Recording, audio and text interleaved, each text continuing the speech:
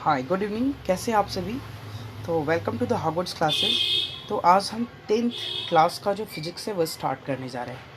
तो सभी स्टूडेंट्स का वेलकम है आपको। और मैं आपको साइंस सब्जेक्ट बेसिकली 10th का पढ़ाऊँगा। आर्ट्स के लिए भी सर हैं, वो आएंगे और आपको पढ़ाएंगे। आप बेसिकली जो हमारा लिंक है आपको पता है, उसको आप सब्सक्राइब कर देंगे, जो यूट्यूब लिंक है, ठीक है, चैनल, तो आपको और भी वीडियोस मिलता रहेगा 10th क्लास का। चलिए, तो सबसे पहले बात करते हैं हम 10th का जो फिज़िक्स है। तो देखिए, फ़िज़िक्स में थोड़ा बहुत आपको जो 10th का जो फिज़िक्स है और हायर फिज़िक्स दोनों में बहुत डिफरेंट है। क्योंकि जो हमारा 9th का जो फिज़िक्स होता है ना, अगर मैं आपको 9th और 10th के फिज़िक्स की बात करूँ, तो जो 9th और 10th का जो फिज़िक्स होता है वो लिटिल बिट हमें उतना डेप्थ में नहीं पढ़ना रहता है। हमें मतलब ऊपर ऊपर से ही चीज़ों को समझना होता है और पढ़ना रहता है। तो आपको थोड़ा इन चीज़ों के लिए, अब फिज़िक्स मैं आपको बता दूं कि साइंस है, साइंस का पार्ट है। तो कहने का मतलब ये है कि इसको आप साइंस के तरह से ही पढ़ेंगे। यानी साइंस का क्या कोई अलग टेक्निक होता है? जी हाँ, बिल्कुल। साइंस कोई आर्ट्स का सब्जेक्ट नहीं है कि आप उसको बस आप रट्टा मारोगे। इसमें कुछ कॉन्सेप्चुअल चीज़ें हैं। आप बिल्कुल रट्टा तो मारना है, हमें रटना है, सब चीज़ों को रटना है, बट समझ कर। ओके। और फिज़िक्स तो बहुत ही इंटरेस्टिंग है, बहुत मज़ा आएगा आपको फिज़िक्स पढ़ने में, ठीक है। तो चलिए हम स्टार्ट करते हैं अपना फर्स्ट जो हमारा चैप्टर है 10th फिज़िक्स का जो फर्स्ट चैप्टर है उसको हम स्टार्ट करते हैं, जिसका नाम है प्रकाश का परावर्तन तथा अपवर्तन, यानी अगर इंग्लिश इसका हुआ तो reflection and refraction of light. मैं आप सभी से सबसे पहले एक रिक्वेस्ट करूंगा कि आप जितनी भी फिजिक्स है या साइंस से आप स्टूडेंट हो, और साइंस की अगर चाहे आप फिजिक्स पढ़ो या केमिस्ट्री पढ़ो या बायोलॉजी पढ़ो, आप बिल्कुल उनका, आप, मैं ये नहीं कहता कि कम्प्लीटली आप उसको इंग्लिश में पढ़ो, खासकर जो बिहार बोर्ड के स्टूडेंट हैं, बट आप उसका इंग्लिश ज़रूर जाना करो, ये आपके लिए बहुत ही यूज़फुल है। तो हम उसी बेस पे यानी इंग्लिश में पढ़ेंगे, हिंदी इंग्लिश मिक्स करके पढ़ेंगे, तक क्योंकि चीज़ें और आसान हो जाएगी समझने में। ओके, चलिए तो फिर बात करती है आगे। ये हमारा पहला चैप्टर है, और ये जो चैप्टर है प्रकाश का परावर्तन तथा अपवर्तन, जिसको हम बोलते हैं reflection and refraction of light. यानी कहने का मतलब है कि ये जो चैप्टर, इसमें हम लाइट के बारे में पढ़ेंगे। लाइट यानी प्रकाश, किसके बारे में पढ़ेंगे? लाइट। तो फिजिक्स में लाइट एक हमारा पूरा सेक्शन होता है, जो आप जब 10+2 में जाओगे तो इसमें बहुत सारी चैप्टर्स आपको पढ़नी होंगी, और बहुत डेप्थ में इन्हीं चीज़ों को पढ़ना है। यही वो चैप्टर्स होंगे, लेकिन वो चीज़ें बहुत डिफरेंट होगी और बहुत डेप्थ में हमें जाकर पढ़ना होगा। तो ये जो हमारा लाइट है, ये फिजिक्स का एक ब्रांच शो करता है, और उस ब्रांच को हम लोग कहते हैं ऑप्टिक्स। क्या कहते हैं ब्रांच को? ऑप्टिक्स कहते हैं। तो आइए सबसे पहले उस ब्रांच को समझते हैं जिसमें हम लाइट्स के बारे में स्टडी करते हैं। तो बेसिकली हम ये कह सकते हैं कि ऑप्टिक्स नाम है जिसमें हम प्रकाश को पढ़ते हैं, ठीक है। OPTICS, ऑप्टिक्स, यानी हिंदी होता है प्रकाश की। क्या होता है हिंदी? यहाँ पर लिखा हुआ है प्रकाश की, देखेंगे। चलिए थोड़ा डेफिनेशन देखते हैं कि optics is the branch of physics in which we study the behaviour, the nature and the properties of light. यानी प्रकाशिकी भौतिक विज्ञान की वह शाखा है जिसमें हम प्रकाश के व्यवहार, उसकी प्रकृति एवं उसके गुणों के बारे में अध्ययन करते हैं। यानी ऑप्टिक्स जो ब्रांच है हमारा, ऑप्टिक्स वो प्रकाश से रिलेटेड है, यानी लाइट से रिलेटेड है ऑप्टिक्स, ठीक है। इसमें पूरा हम लाइट के ही बारे में पढ़ते हैं। ओके। और जो हमारा पहला चैप्टर वो लाइट के ही बारे में, इसलिए थोड़ा बहुत मैंने आपको बताया। देखिए हम उतना डेप्थ में तो नहीं जाएंगे, बट कुछ चीज़ों को हमें थोड़ा बहुत रिलेट करके, माने हायर स्टडी से रिलेट करके पढ़ना होगा, ताकि हम बेटर उसको समझ सकें। चलिए आगे बढ़ते हैं, हम चैप्टर को अब स्टार्ट करते हैं। कि सबसे पहले जब लाइट की ये चैप्टर है, तो लाइट क्या होता है? What is mean about by light? तो लाइट क्या होता है? देखिए, लाइट यानी प्रकाश। प्रकाश बहुत तरह की चीज़ें आपको डिफिनेशन दी जाती है, आप पढ़े भी होंगे कि प्रकाश एक क्या होता है ना, लाइट इज़ ए एनर्जी। अगर हम कहें कि लाइट एक एनर्जी है, और ये ऐसी एनर्जी है जो हमारे विजुअल नर्व्स, यानी जो हमारी आँखों के अंदर ये जो नसें हैं, उनको ये उत्तेजित कर जाता है, ठीक है। क्या कर देता है? उत्तेजित कर देता है, जिसके कारण हम वस्तुओं को देख पाते हैं। तो सबसे पहले अगर ये कहें कि क्या लाइट एक इंस्ट्रूमेंट है, तो बिल्कुल लाइट एक इंस्ट्रूमेंट भी है, ठीक है ना, जिससे चीज़ों को विजिबल हम मतलब देख पाते हैं, ठीक है ना, वो चीज़ें विजिबल हो पाती है वो लाइट्स के थ्रू। हालांकि ये भी आपको बताता हूँ मैं कि किसी भी चीज़ को देखने के लिए दो चीज़ों की आवश्यकता होती है। टू थिंग्स इज रिक्वायर्ड, ठीक है ना। तो पहला क्या है हमारा, सबसे पहला है वो है लाइट,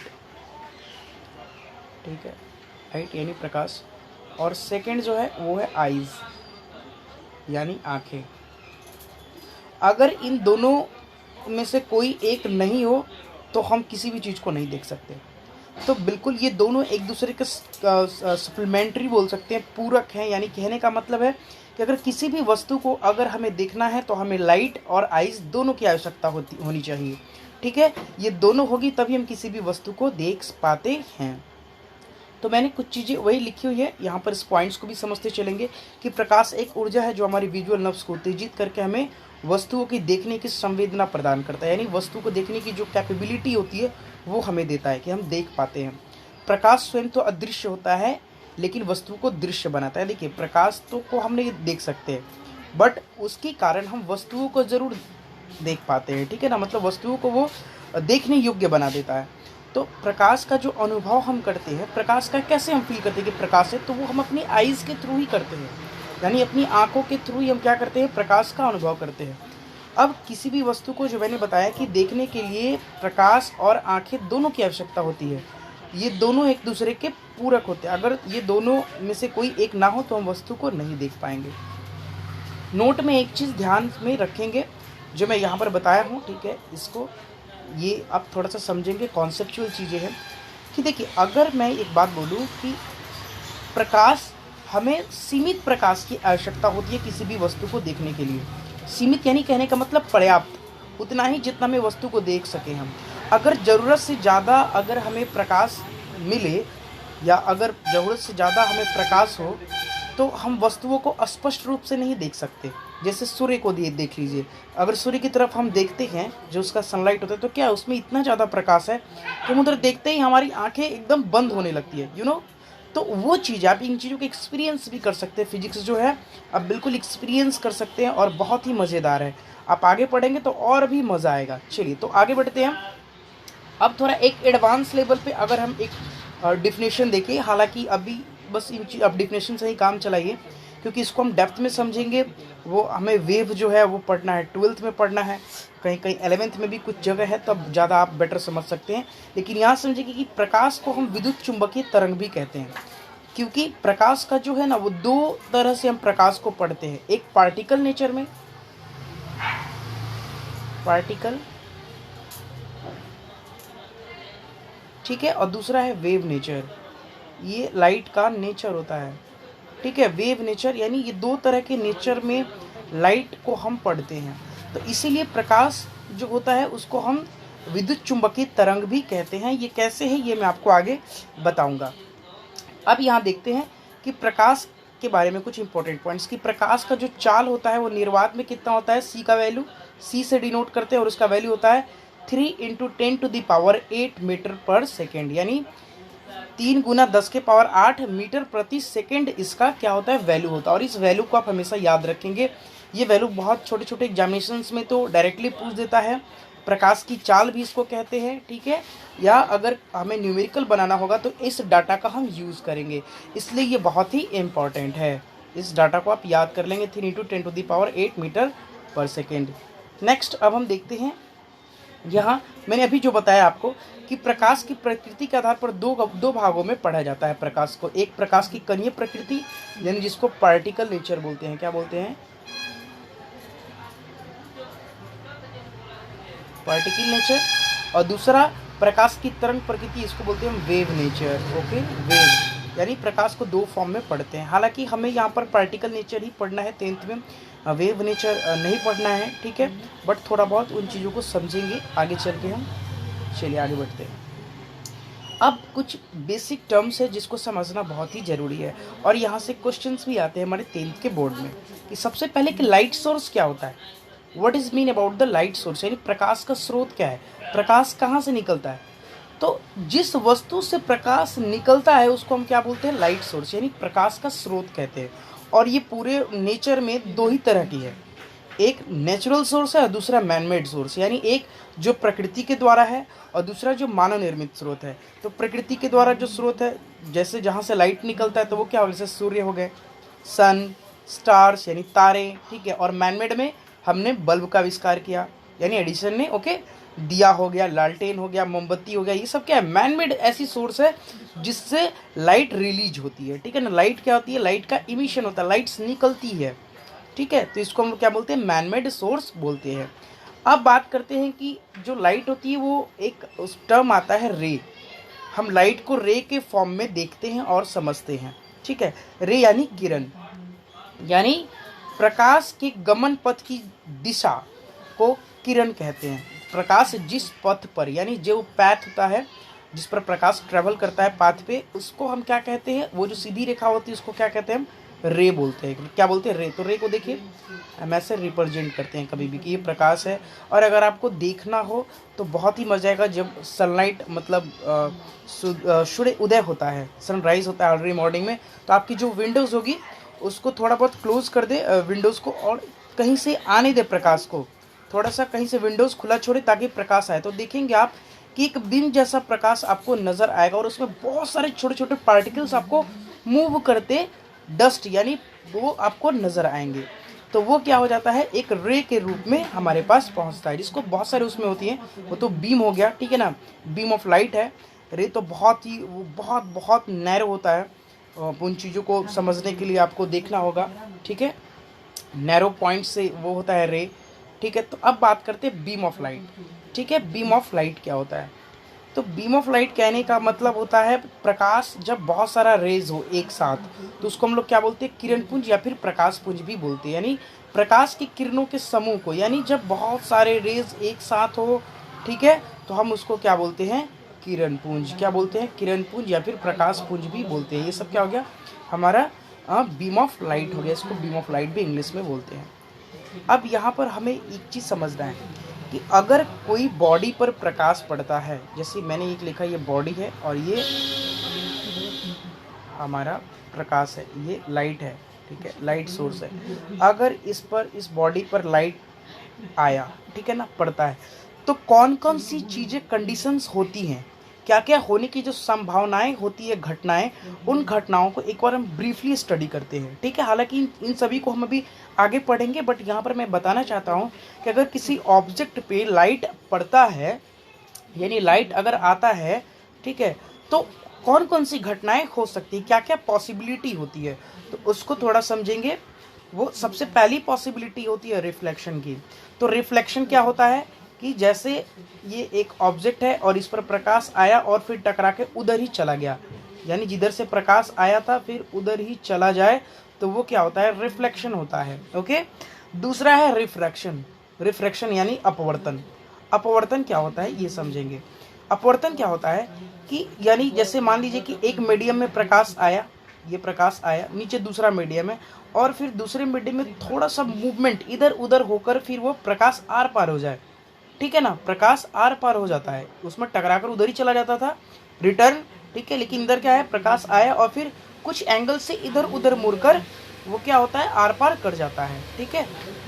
तो उसको हम क्या बोलते हैं, रिफ्रैक्शन यानी अपवर्तन बोलते हैं, और उसको भी हम आगे पढ़ेंगे। थर्ड जो पॉइंट है वो होता है हमारा अजप्शन। अजप्शन यानी कहने का मतलब अवशोषण। ये क्या होता है कि अगर किसी बॉडी पर, ये एक बॉडी है और इस पर प्रकाश आई और ये बॉडी पूरे प्रकाश को अवशोषित कर लेती है, यानी ना तो रिफ्लेक्शन होगा, यानी ना ही वो उसको टकराकर उधर प्रकाश को प्रवर्तित करती है, और ना ही वो अपवर्तन का होता है कि आर पार निकल जाए प्रकाश, ठीक है। तो उस केस में ये बॉडी क्या करती है, ये बॉडी प्रकाश को पूरी तरह से अवशोषित कर लेती है, तो जिसके कारण वो क्या हो जाता है, अब्जॉर्प्शन की घटना होती है। उसके बाद है स्कैटरिंग यानी प्रकीर्णन। यानी प्रकीर्णन कहने का मतलब होता है कि ये एक ऑब्जेक्ट है और प्रकाश इस पर आई, और आने के बाद प्रकाश इस पर आई, ठीक है ना, इसे ऑब्जेक्ट हो गया, और इस पर प्रकाश आई और आने के बाद प्रकाश चारों तरफ फैल गई, चारों दिशाओं में, स्कैटरिंग यानी इसको प्रकीर्णन कहते हैं। चारों दिशाओं में प्रकाश क्या हो गया, फैल गया। तो ये चार जो घटनाएं हुए हैं, जब कोई भी अगर लाइट किसी बॉडी पर आता है, तो ये चार ऐसी घटनाएं जो घटती हैं, यानी प्रवर्तन, अपवर्तन, अवशोषण और प्रकीर्णन। इंग्लिश में क्या बोलते हैं इसको, रिफ्लेक्शन, रिफ्रैक्शन, ऑब्जर्प्शन और स्कैटरिंग। ये ऐसी 4 घटनाएं हैं जो घटती हैं। उसके बाद बात करते हैं हम टाइप्स ऑफ बीम यानी किरणपुंज के प्रकार। तो ये क्या है, इसको थोड़ा देखते हैं कि ये 3 तरह की होती है। यानी कहने का मतलब है अब जो हम पढ़ रहे हैं कि बीम ऑफ जो लाइट होती है वो कितनी तरह की होती है। यानी जो किरणपुंज थे, हमने भी बताया था ना कि जब बहुत सारे किरण होंगे तो उसको क्या बोलेंगे, किरणपुंज बोलेंगे, ठीक है ना, एक साथ हो किरणों के समूह को। तो ये कितने तरह की होती है, तो ये 3 तरह की होती है। सबसे पहला है अपसारिक किरणपुंज, यानी इसको बोलते हैं डाइवर्जिंग बीम ऑफ लाइट। इसमें क्या होता है कि एक लाइट सोर्स है, देख रहे हैं ये एक लाइट सोर्स है, और यहाँ इस बिंदु से प्रकाश चारों तरफ मतलब रिफ्लेक्ट मतलब निकलती है, चारों तरफ क्या होती है, प्रकाश फैलती जाती है। तो उसको हम क्या बोलते हैं, डाइवर्जिंग बीम ऑफ लाइट। क्या बोलते हैं, डाइवर्जिंग बीम ऑफ लाइट, यानी अपसारिक किरणपुंज।